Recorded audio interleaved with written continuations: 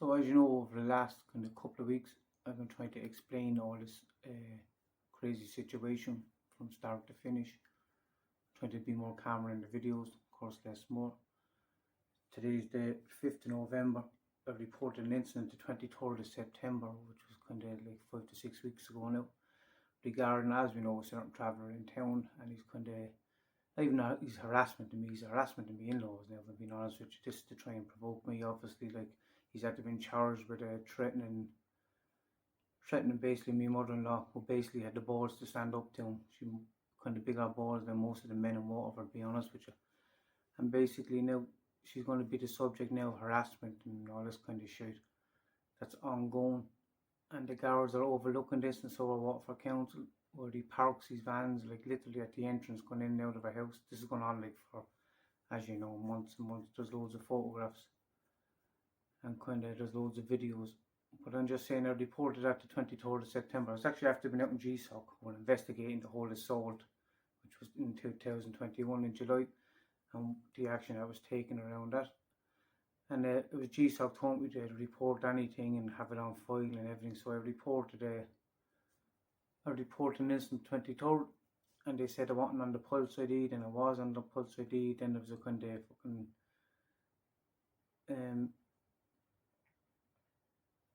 there was a bit of kind of back and forth about whether or not I was on the Pulse ID. So this went on, and I got the Pulse ID there last week. Now this was a week ago, sorry.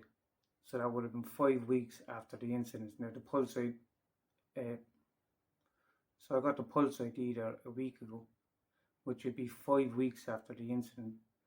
And after 28 days, all CCTV footage is overwritten. This is like a law.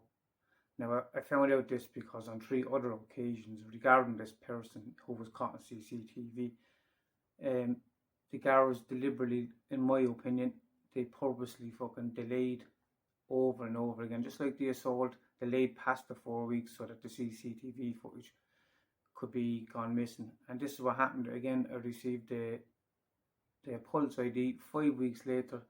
So I couldn't really have it investigated, and because they were going to say that the CCTV footage was gone again after 28 days. But this time I had my own videos. So like, I want to see how the guards handle this anyway, and I'm going to present this now to GSOC now, along with the fact that my mother-in-law now has to be harassed because she's had to standing up to these fucking people. Like. And if you notice, there's a letter I also put up, and I pointed out in the letter about how this person can have so many vans on the road with so little work. So clearly there's another source of income, and someone should notify the taxman. Well, actually I even notified the taxman, if I'm being honest with you. Won't beat around the bush. But anyway, I want to get back to explaining all this story. As I said, like, the likes of him, like, and other people, there's only pawns in the fucking game. Said the likes of him, like, he was approached by a detective on behalf of a TD. As we all know, this is what's been investigated by GSOC. GSOC investigates the guards. And like, they broke my GDPR rights by giving me a summons. This was a couple of weeks after I was assaulted. The summons was out of date. It was meaningless, but they had the summons. It's all explained in previous videos and stuff. But it was more or less a veiled. It was more or less a veiled threat by the detectives, because I was complaining about a certain TD being involved, and basically I wouldn't shut up. They wouldn't let me make the statement. I would go up over and over again to make this statement. They wouldn't let me. I would end up having to leave after all my hassle of going up there trying to make the statement. I would end up leaving without making the statement. I wanted it all to be recorded up there. That's how bad things have got up there. I offered to pay for all the recordings and everything because they didn't want to know, because they didn't want people to know what was actually going on up there. So he was approached then by a detective and cronies of a TD, and then the campaign started 22nd July 2021, which was the day after I was assaulted. I let GSOC deal with that, and I just want to highlight Waterford Gardaí's failure yet again to gather any evidence and CCTV footage. But as I said, I have videos myself, so like, we'll see how they like handle it, and I want to report it. We'll all be aware of the comments over the last few weeks that was put up online saying that I raped my daughters and that I interfered with my daughters. Like, that's kind of scumbags I'm dealing with, like, I'm being honest with you. So we'll see basically how that's going to be taken anyway. But as I said, I wanted to explain all this crazy stuff from the very beginning to the very end. And I wanted to add paperwork, like, it's just I don't have the paperwork at hand, but I want to explain some of the situations. And I explained how I ended up in that Balhoy, how the tutor out in Tramore, the psychology class I was in, he was inviting students up to his house. His wife was working in the HSE as a psychologist also. They were recruiting for this fucking Balhoy religion crap, if I'm being honest with you. And if you listen to me last video, like, there's too much in it. It's too crazy to be fucking not believable, you know what I mean? And I have paperwork, I just, as I said, I don't have it in hand, but I will show it. And Tramore ETB questioned him on whether or not he was inviting students up. This is the husband. He basically denied it, saying that students asked about the religion that he was recruiting for. Now, obviously, like, what are the odds that the students just happened to inquire about the religion that he's fucking recruiting for? Like, it's a ridiculous excuse anyway. But there's a lot more to this. That was the beginning of this, and I want to go from further on. I spoke about how unfortunately my father passed away in 2015, and I noticed who his wife was because I was a witness actually in the fucking allegations of sexual abuse regarding the person's child who was employed by Tusla, let's put it this way. And the whole investigation was covered up by this psychologist. Now, I didn't know because it was years earlier and she looked different, but I always thought I knew her when I was in religion. And I know this must sound crazy, but you can go back, you can read or look at the videos. But I want to try and explain all the situation and why these people have such an agenda really, and why they're spreading this shit around. Like, and as I said, like those comments last couple of weeks about me raping my daughter, like, that's some nasty stuff. But I've been saying for years they've been using all this sexual slander and because it isolates you from the community and all this stuff, and basically no one would believe me, if I'm being honest with you, and they were spreading all this shit around. And it was basically coming from my ex, and no one had the sense to turn around and ask, like, where's this coming from, or why is his ex passing this around, why she got his passwords and all this. But I want to explain it. So after the funeral then, in 2015, after my father's funeral, as I said, she fucked off up to Dublin, my ex. She was playing the whole girlfriend thing in front of my family and all this. We ended up really kind of having an argument. I wanted the kids out of religion. I left this religion. It was more or less a cult, if I'm being honest with you. There was just so much information that they didn't release and that they don't tell you, you would not believe. It's more or less along the same lines as Scientology, where they harass you, they use sexual slander, they discredit your fucking mental health. It's like, it's kind of just, they use the exact same tactics to try and suppress anyone speaking badly. If you're going to speak out, you apparently have to move away. This is why no one speaks out about this. They ostracize you from your family. The woman running this woman employed by Tusla, she's originally from Kerry. Her family turned their back on her, believing she's in a cult. I've explained all this in the last video, but I want to explain then. I went down to court then in 2015 and I began legal proceedings for visitation, access and guardianship. That was in 2015, and I had a male solicitor from Tramore, and he started legal proceedings against me. I also had a parenting agreement where I took the kids 6 days a week. That's actually, I think that's online on one of my websites. And so he started the paperwork basically to go into court. So we went into court. I think we only done 2 sittings, if I'm being honest with you. I was advised then that I'd be probably better off with a woman solicitor because it's family law. This is the advice I was given. I was speaking to someone about it, and they gave me that advice. So I changed to a woman solicitor. Now, before I changed, I explained to the male solicitor that fucking the actions regarding the whole kind of sexual abuse that was covered up, where I was a witness in. I wanted the guards involved, and Tusla said that they were keeping it internal to keep the guards out of it. This is what I was told. I'm going to talk about something actually I'm not really too comfortable talking about, but I had a son there when I was 15. She was like 24 or something. And obviously too young and stupid, you know yourself. But I think I was 16 then.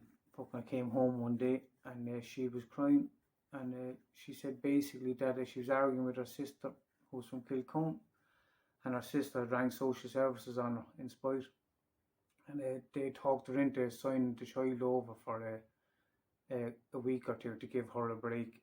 This is what the Tussle came and said to her. She signed the papers, and because I was so young, I didn't really have a leg to stand on, if I'm being honest with you. And so she signed the papers, and basically they wouldn't give the child back. They'd only give visitations, right? And this went on and on. This went on for years, if I'm being honest with you.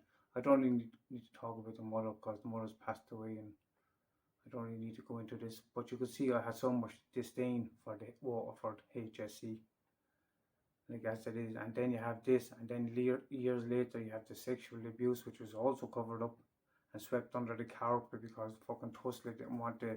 When they looked into it, it was 7 weeks old, the allegations. So Tussle didn't want to admit that they were late looking into it. So basically, this psychologist, which is the same woman that was recruited for this religion, she covered up for Tussle. Tussle covered up for her. Tussle's covering up now for her, sorry. Crazy situation. But I want to explain that there now. This was should have been looked into. That woman is still employed by Waterford Tussle. Like, she should be investigated. At the very least, she should be investigated. She should be struck off. Anyone around her that permitted her to do what she done should also be struck off. But in 2015 anyway, I started legal proceedings, as I said, and I went through the courts anyway, and as I said, I got advice to have a woman's solicitor represent me, so which is what I done. Now I jumped through hoops in that courtroom. I think it went on for over a year, and you would not believe, like, I done supervised access 3 times. They were claiming I went mentally. They were claiming I was mentally ill after my father passed away. This is what they were claiming, all this kind of stuff, because I had a parenting agreement showing I had to get 6 days a week. So I had to basically to supervise visits fucking 3 times. She kept lying every time they'd be finished. She'd be saying that I said this or I done this, and so I'd have to start again. So I done it 3 times. I had to go up to Dublin from Ballymun and do the jokes. This is all explained as well in previous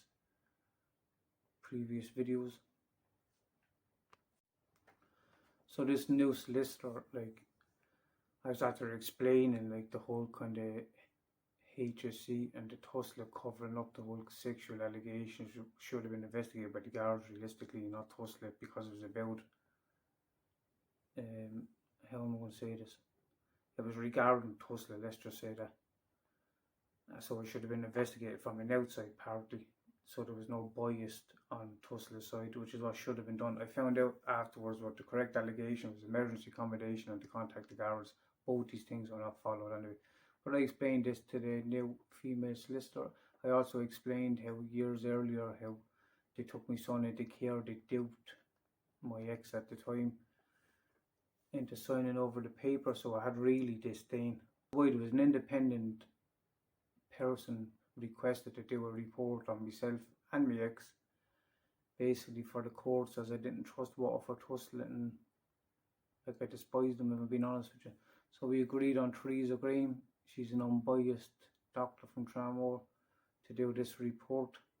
So that was all set up by me, by the male solicitor, before they moved on to the female solicitor.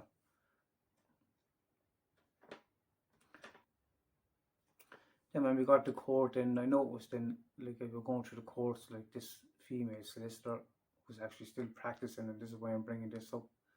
Like, so many people, like, employ this person, and they should be known, like she lied to the judge, she misled the judge, she lied.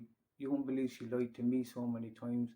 And my point of bringing up Dr. Theresa Graham, who was supposed to do the report, the reason that she was brought in was because of what I said about the whole kind of like Tussle covering up the sexual abuse, how they duped me ex into signing over my son years ago, and all this was kept quiet. And apparently Tussle still does this whole kind of telling mothers that they'll give them a couple of days off for a bit of a break, getting them to sign the forms. This has been done for years apparently.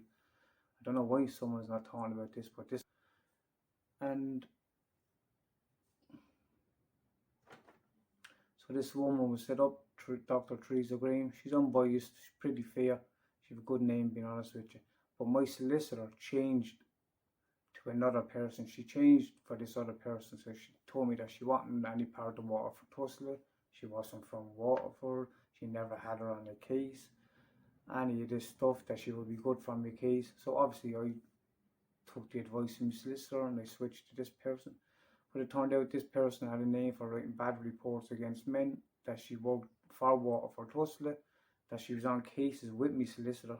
She basically just lied to me completely who this is. So when this woman then wrote a report, she wrote nothing but fucking lies. It was 99% lies. She wrote so many lies in her report, I don't even think the judge believed her report. She actually wrote too many lies, and the judge kind of half listened to her report. But my solicitor arranged for this person to come and do the report behind me back after lying to me, telling me she was this person and that person. She wasn't from here, and it turns out she was from here. And as I said, she had a history of fucking up people's cases, if I'm being honest with you. And as I said, there was probably over a dozen sittings in court. One of these occasions, I had to give my ex a bag of Easter eggs I had in the car because it was close to Easter from my family. And an argument started, and basically, I think I ended up getting arrested for trying to give her Easter eggs or something. Some bullshit that, like, I don't know. I think she tried to imply that I was threatening her or something. But there was a guard standing close by, and he just said it was an argument, and nothing came of it really. So I done these supervised visits. First, she requested that my sister be present for all the supervised visits, my older sister, and she did. And then when I got to court then to do the report, that this person was going to speak to my sister, and she all of a sudden then she attacked my sister in the report, saying all this horrible stuff, all this lies about my sister for no reason. Only months earlier she was requesting that my sister sit in on the supervised visits. They had no contact like in between any of that time, so like this, it was clearly just to get my sister off the case. And my solicitor came out to the steps before the courtroom and told me sister all this horrible stuff about her that was in the report, and it was all lies. But my sister obviously took it to heart, and the case was adjourned for a day or two, and then she texted me and said, look, she's going to pull out of the case, that she can't deal with my ex anymore. My solicitor would have known that my sister was like an important witness, and she would have known full well by going out and telling her that on the steps of the courtroom, that there was a possibility that she might pull out of the case. And that's exactly what happened. She pulled out of the case. Like in 2021, unfortunately my mother passed away, but my ex sent me down a letter from my daughter there, and my daughter just wrote a letter, but my ex wrote on this, I uploaded, my ex wrote on the top of the letter the symbol of this Baha'i religion. And this is in 2021, so it shows that like a leopard don't change its spots, and she's just as fucking nasty, if I'm being honest with you. But using the child's letter, I uploaded this again, it's on one of the sites, but it shows that she was using the child's letter to write this symbol of this Baha'i. And if this Baha'i had nothing to do with any of this, why would she be writing the Baha'i symbol on the top of on the child's letter? Like, so like, I don't know. And then this sexual shaming shit was started. That was started the first out in Tramore. It was actually started by one of my neighbours again. I can't give her name, so I'll just call her AW. She was, I reported obviously what was being done. The guards told me to just rise above it and like just ignore it basically, because it took me a couple of days to hear what was at them and done. Now I'd heard it spoken about this Baha'i shit, because this is what they do to suppress information. They use sexual slander and like they ostracize you in your community, and then they attack you. Like this is basically what they do. So I kind of had a feeling like what was that to been done. But it took me a couple of days to find out. I reported it. The guard spoke to this AW. She denied knowing me or knowing me ex, denied the whole lot of it. Then about 2 weeks later, she came into the courtroom and sat beside me ex, smirking over and laughing at me. Her and me ex basically. And my solicitor was like, yeah, who's that sitting with your ex? And I was saying, I don't know. But she kept saying, are you sure you don't know? Check again, check again. And I was like, I don't know. And I knew she was trying to bring me attention to it, to try and get me to approach him. And obviously, once you approach him in court, then like I would look like the bad guy, but I wouldn't rise to the bait. But my solicitor kept bringing up, who's that? Who's that? You must know. Have a look. And but that was the first of that sexual shaming was done. That was in 2000 and at the end of 2015. That was towards by a woman called AW living out in Apollonia Suites. There's lots of bullshit now in court, like lots of arguing in court, and like she was implying I had mental health issues. She got to the stage where the judge actually told her to just shut up. Basically, I went and I done a voluntary psychiatric evaluation. I paid for it myself. I went and just had it done just to prove that I was like mentally fine, and the judge accepted, and he basically told her to shut up. So I done the supervised visits on this place up in Dublin, and in between the visits I would be speaking to the kids on the phone, and she'd be recording the phone calls, so there was a huge echo on the phone. So when I'd speak, when the child would go to speak, I would still be hearing my own voice, and when the child would speak, she would still be hearing her own voice, if you understand me. Like, so this was creating a lot of like feedback. And so I remember we were just talking, we were laughing about how weird it was, and that was it. We were just laughing away at it. But she went into court then, and she said that I called the kids weirdos, that she didn't want anyone speaking to the kids, and she had the recording, but she lost it basically.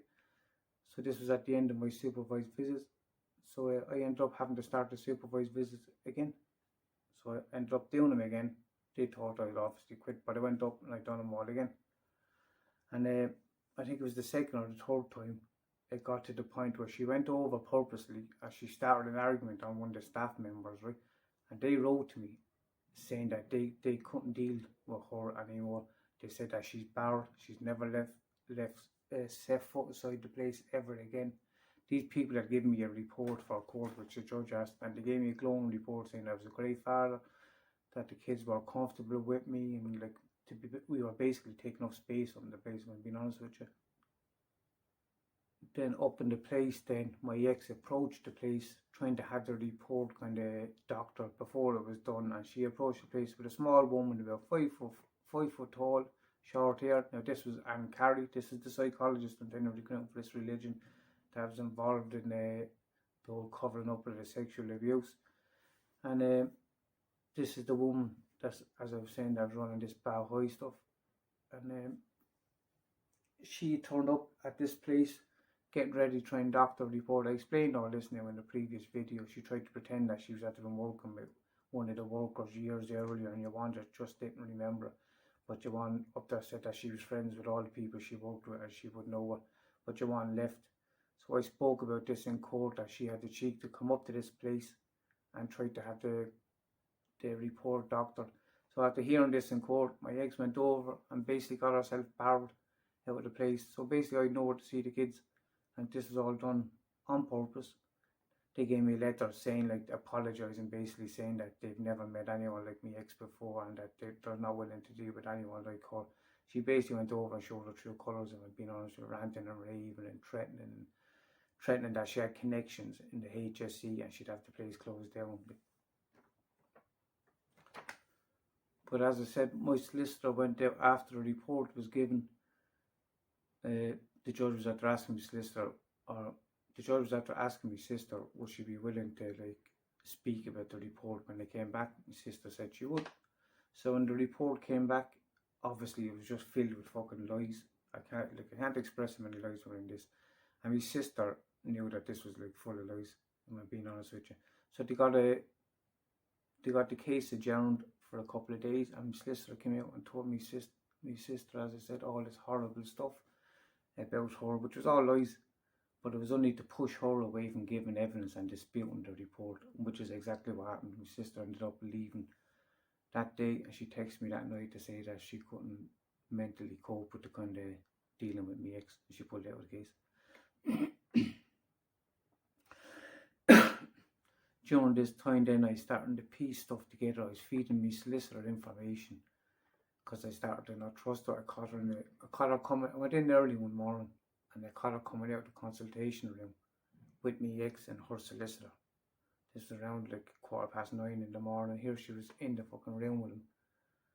Do you know what I mean? And they're laughing away and joking, coming out. I was looking through a window, looking through another window in the court. It's hard to explain, but here they were, and they all getting on fine.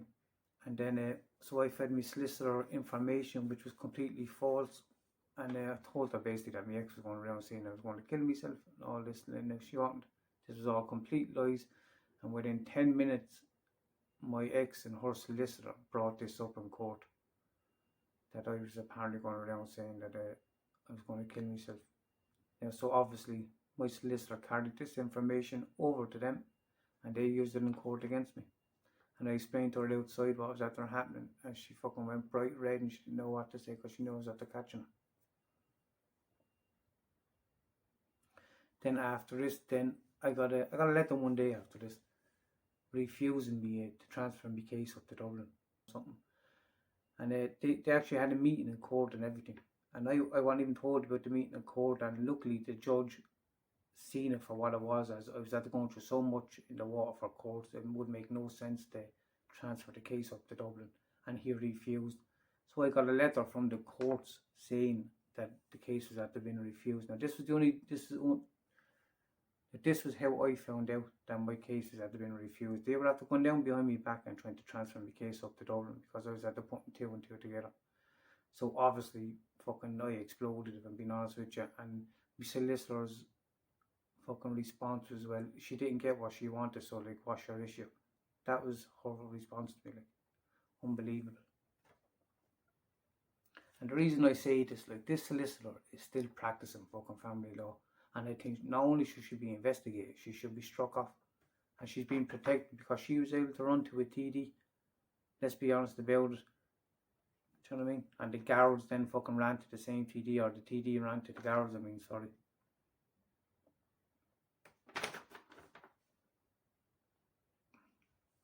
So there was a lot of bullshit regarding the whole court case. I'd caught my solicitor fucking trading information, and she basically fucked up my case, when being honest with you. She won't present more or less anything positive in my life. She kind of failed to present. And as I said, this kind of woman that came to do the report, this woman has some bad name now in Waterford. And if anybody's getting any reports done, they should contact me, because I'll tell them who this person is and tell them to avoid her. I explained in the previous video how I rang this woman up because I had her mobile phone number from when she came to do the report, and she forgot I had her number, and I rang her up questioning why she wasn't in court, and she got the fright of her life when I was on the phone, and she said her dog was literally only after dying in front of her, and she pretended to cry and hung up and blocked me. Crazy stuff. And then after a couple of years then passed, I was trying to make a complaint about this solicitor. I was trying to complain first to the law society, not the law society, sorry, the legal aid board, and they said that my solicitor, when I told my solicitor I was making a complaint about her, this was in the courtroom, that she also left the court the same time as me, and she went and lodged a complaint an hour or two before my complaint went in. So my complaint was met with, well, she made a complaint about you, so mine wasn't going to be looked into. Unbelievable. But a couple of years passed, and I kept pursuing the complaint about this person, and I tried to get me file off her, and she gave me the file, and I was in the middle of moving. I got married in 2019, so this was when this was, and I was in the middle of moving, and I noticed my file was like probably a half-inch thick, and it should have been like huge, if I'm being honest with you, like. So I knew it was after been editing, and after I moved in, I looked through the file, and I noticed that all the conversations regarding like AW, who I was telling you about, there was a whole conversation about her. I was asking her, like, why were you so keen to point out who she was, and like there's loads of questions about this, and like, and then I was asking her, why have you removed so much out of my file and all this stuff, and she was after editing my file. So then that file I had then went missing, right? But that file I had then went missing, and I explained how that went missing. It's a crazy story. I'm not going to get into that now either. But all my paperwork was basically stolen, so I had to request another file off of her. And my solicitor tried to tell me that my file was after been deleted. This is what she tried to say, right? So I contacted the Law Society, and they told me that she must retain all aspects of your file for 5 years. And this was like 4 years into it. Now she's already after saying that my file was deleted. This was 4 years in, she must retain it for 5 years. And when I explained that I was after contacting the Law Society, all of a sudden then my file was found. It was apparently left open on a computer all this time. This was her excuse for not being able to find my file. Basically tried to fob me off, being honest with you. So it took me 11 requests to get me file off her. And when I got it then, it was like, as I said, it was edited beyond recognition. It was edited so badly, like it was like there's nothing left of the file, to be honest with you. So after going through the file then, I seen what conversations were missing. I just said I'd log into my own email account and I would just print off my side of the emails because she would have responded to me. So I would have had a copy of the deleted emails. And when I logged into my account, someone was after hacking my emails, and all the emails between me and her were after being deleted, and it was the exact same emails that were deleted were the same emails that she had removed from my file. Like, how can you explain that? If that's not like fucked up and it doesn't need investigating, I don't know what does. Back some of these emails, and now she was already after admitting that my file was after being deleted. This was 4 years, 1 month into, so it was like 11 months before the 5 year time was up. So she's after admitting that she's after altering or editing my file for whatever reason. Like, why would you need to edit somebody's file or alter it? We're living in a world like where storage is not really an issue for this, especially in emails. It'd be different if it was paperwork even, but it was in an email, so it's like a digital storage. But she felt the need to go and edit in my file and remove certain parts of my file. And then had LSRA looking into it. Then I've appealed their decision basically. They basically sided with her. I explained the situation, I explained Aunt Carrie's involvement. So I explained the psychologist and Tusla's involvement, which is Aunt Carrie. And I said that like Tusla won't release the records or the paperwork because they will be basically owning up to their own actions. So they won't release that. And the LSRA, they basically done a reverse psychology. They fed me back my concerns, what I was after saying to them. So like I've appealed that decision anyway. But as I said, she had 5 years to retain the file, and she edited the file after like 4 years. And the dates on her emails, not my emails, but her emails to me, the dates showed that the 5 years were not up. And in one of the emails, she withheld information, and the information was that my ex was getting barred out of this place up in Dublin. So she decided to drop it on me, literally in the courtroom. So obviously I would have like got angry and I would have lost my head in the courtroom. Basically, in one of the emails I got back, it says that she thought I was going to get upset by the context of the email, so she withheld the information from me. And she didn't bother telling me about it, so this was going to be dropped on me in courtroom. So obviously, it was going to get a reaction out of me. Now, any solicitor would know that you will prepare your client going into a courtroom. You would not let them go in and have something just dropped on them. You just wouldn't do that. It's not the done thing. So this is what was done. Or this is what was attempted to be done, except I found out because they wrote me a letter apologising after barring her and all this. But this was her action. She was going to try and have it dropped on me in a courtroom, and she was admitting in the email that she was at the withholding evidence, concerned that I might get upset. Do you know what I mean? And this is all being covered up there now, and like, I can't get any legal assistance in Waterford because they've all been, if I'm being honest with you. Because I'm also complaining about David Conlan. Like, I don't really have an issue with Sinn Féin. I have an issue with David Conlan pulling fucking strings and hiding behind the party though, which I won't stop talking about, and I'll get to that in due time. But that solicitor now has had her actions covered. She's still free to fucking practice in there. She hasn't been really investigated fully because there's been too many strings pulled and everything, and they're doing everything in that to protect like her actions all around that court case. Because like, she basically like lied to the judge. She fed the judge a load of shit. She misled the judge. She misled her client. She dealt with this person who done the report. Now, that Theresa Green was specifically put onto you because I didn't want Waterford Tusley having anything to do with my case. I despise Waterford Tusley, if I'm being honest with you, because I know what they're like. And she went behind me back and she fed me up with all this kind of bullshit, saying she didn't know this person and she got her on my case basically. And turns out she did have her on cases, and one has a name for bad reports, and she basically totally fucked me over.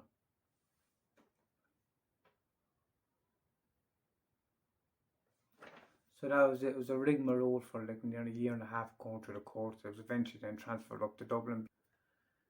And it's in previous videos, but I just want to try and explain kind of a little bit more clearly without all the cursing and all these fucking edits. But anyway, yeah. And I think people should be aware of what goes on in that courtroom, and them solicitors, not all solicitors now, but the likes of her should be called out, and she should be named and shamed, if I'm being honest with you.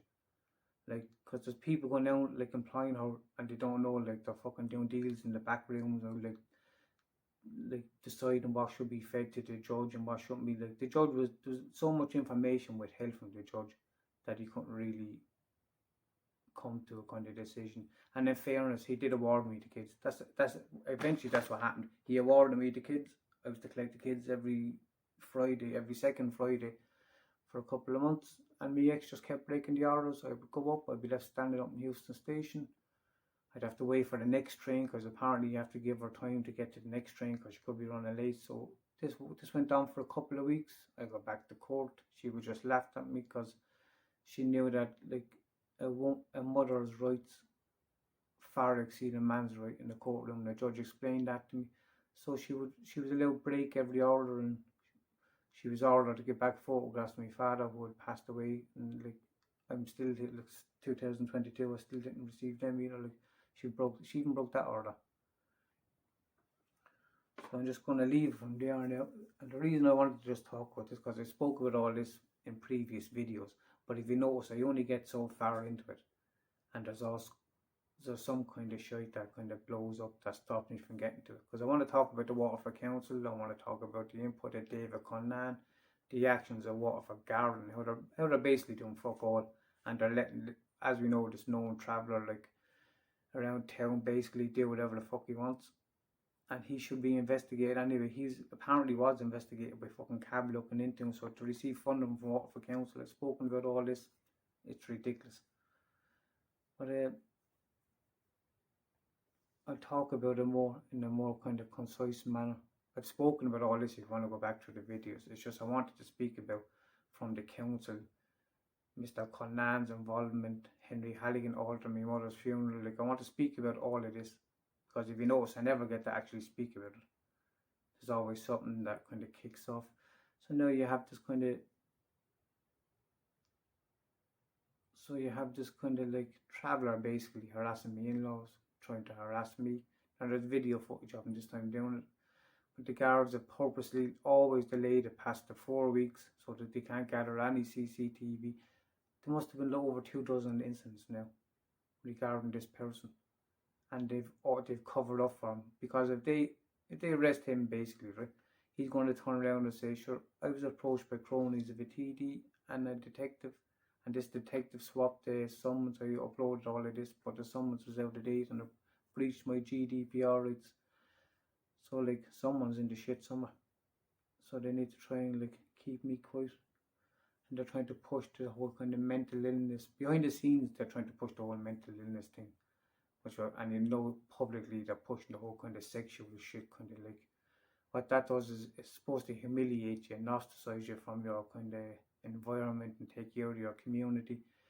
And then behind the scenes then they discredit your mental health. They gaslight your mental health basically. But I don't have any mental health issues, never have. So basically I'll take it from after court onwards now. So the court went from 2015. It actually finished up in the middle of 2016. It was a year and a half where I got absolutely nowhere. So it was a year and a half and I got absolutely nowhere. Even though I was awarded the kids, she just breached the order or broke the orders, whatever you want to call it. She wanted held accountable. Solicitor got caught red-handed multiple times fucking around with my case. And it was all covered up. And I think the people who covered it up are as bad as the people that are involved in the goings on around it. And they expect me now to like bow down to this peer pressure of the harassment and all this shit. But I won't. I have no intention of giving in now, if I'm being honest with you. And I'll keep going with it there now. So I'll continue my next video from 2016 up to 2018, and this is where Waterford Council and David Connan comes into it. So I'll explain that next, and I'll show that I don't have an issue with Sinn Féin. And my issue is with David Connan, who's hiding behind Sinn Féin. I don't have any issue with any political party actually, but I have an issue with Waterford City Council. So thanks for listening. I'll be in touch again.